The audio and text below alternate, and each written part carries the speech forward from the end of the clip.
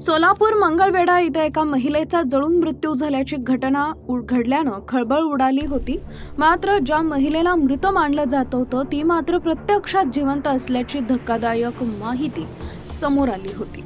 त्यानंतर पोलिसांनी केलेल्या तपासामधून या महिलेनं चुलत दिरासोबतचे अनैतिक संबंध बिनबोभाटपणे सुरू राहावेत यासाठी एका वेडसर महिलेला ठार मारून तिचा मृतदेह जाळून स्वतःचा मृत्यूचा बनाव रचल्याचं समोर आलं होतं। या प्रकरणी पोलिसांनी सदर आरोपी महिला किरण सावंत आणि तिचा चुलत दीर निशांत सावंत यांना अटक केली आहे। त्यानंतर आता आरोपी महिलेच्या पतीची संतप्त प्रतिक्रिया समोर आली आहे। या प्रकरणातील आरोपी महिला किरण सावंत हिचा पती नागेश सावंत याला पत्नीच्या मृत्यू प्रकरणी पोलिसांनी सुरुवातीला अटक केली होती, मात्र सत्य समोर आल्यानंतर त्याला सोडून देण्यात आलं होतं। दरम्यान या संपूर्ण घटनेमुळे त्याला जबरदस्त धक्का बसलाय।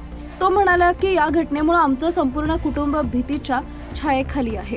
आम्हाला न्याय मिळाला पाहिजे, तसेच या प्रकरणातील आरोपींना कठोरात कठोर शिक्षा झाली पाहिजे। आम्हाला 2 वर्षाची मुलगी आहे, मात्र माझ्या पत्नीनं तिचाही विचार केला नाही। दरम्यान ज्या निशांत सावंत यानं कडब्याला आग लावली होती त्यानंच आम्हाला येऊन आग लागल्याचं सांगितलं। तसेच आम्ही तिथे गेल्यानंतर आम्हाला एक मृतदेह सापडला। तो मृतदेह माझी पत्नी किरण हिचा असावा असं आम्हाला सुरुवातीला वाटलं, असंही त्यानं सांगितलंय।